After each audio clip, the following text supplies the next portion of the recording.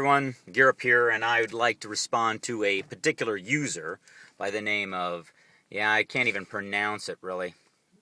So that's his username.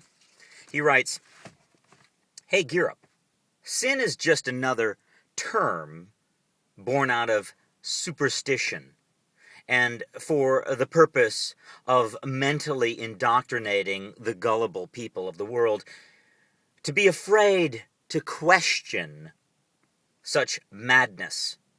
In short, sin is a myth. Sin is a myth. So sin is a word created or born. Sin is a word born out of superstition for the purpose of mentally indoctrinating the gullible people of the world." Now, I add the world, but obviously it has to be the world or people in general. Again, I have stated this, the biggest conspiracy theorists out there are atheists because they truly believe that all of Scripture has been conspiratorially designed by an elite group of incredible mastermind manipulators. And usually atheists don't talk about it in this way because they're, the classic skeptics.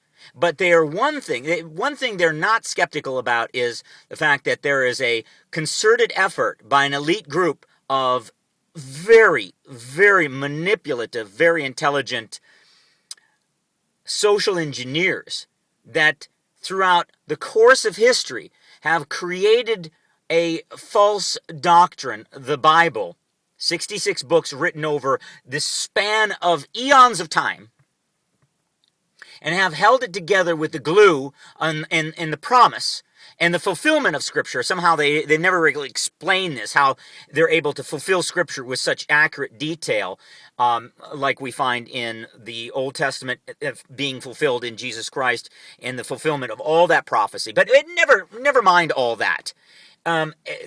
This particular user, again, there's his name. He believes that the word sin is a term born out of superstition for the purpose, because when you have purpose, you have to have a purposer or purposers who are developing or designing a word in order to dupe the masses, to control the masses. So sin is to control the masses. The idea, the concept of sin. But I hear all the time by atheists who say that they have morals. Atheists claim all the time that they have morals, and they arrive at these morals by some naturalistic means. I'd like to understand how that's possible. How, and also address this issue, atheists. If you have morals, and there's no such thing as sin, because sin, right, is the lack of morals, but there's no such thing as sin, but you have morals. So if you have morals and there's no such thing as sin, then how can you come to terms? How can you justify your morality if there's no such thing as sin? Are you getting what I'm saying? If there are morals, and I have them, and you have them, and we have shared morals, and we are all on the same page when it comes to morality, and that is supposedly the truth, and again, I don't doubt in morals. I believe there are morals. I'm a Christian. I believe morality is transcendent. We are moral beings because God made us moral beings. God is the lawgiver. Morals actually come from God's character.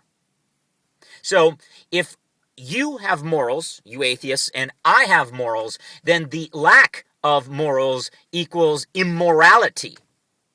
And immorality equals sin.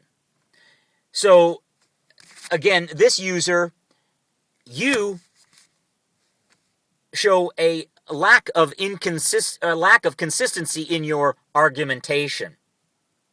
You say people are gullible.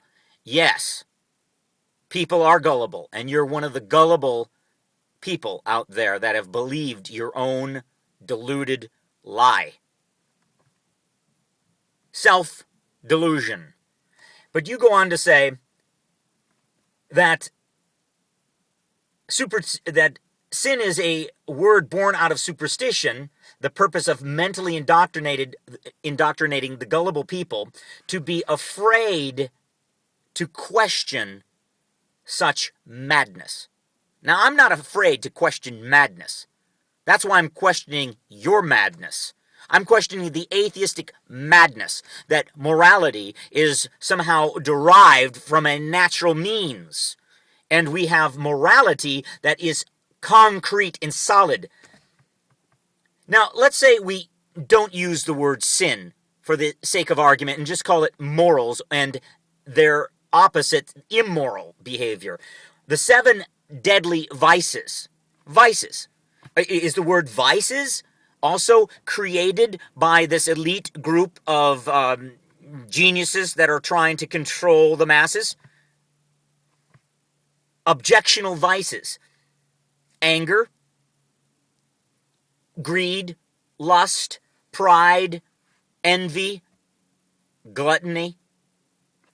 So the 7 deadly sins, how do you, as a naturalist, come to terms with the very real, the very inescapable truth that is greed, anger, slothfulness, pride, lust, envy, and gluttony? All these things are evil. Why are they evil? Why are they sin? Why are they immoral? If you have morals, remember, you have morals. You have a moral code. If murder is wrong, why? If you're a naturalist. Christianity explains why. Christianity is the only real, plausible answer for the moral depravity in our world today. So, back to the drawing board, atheists. You've got a lot of explaining to do. Until next time, GEERUP, wishing you a very moral existence.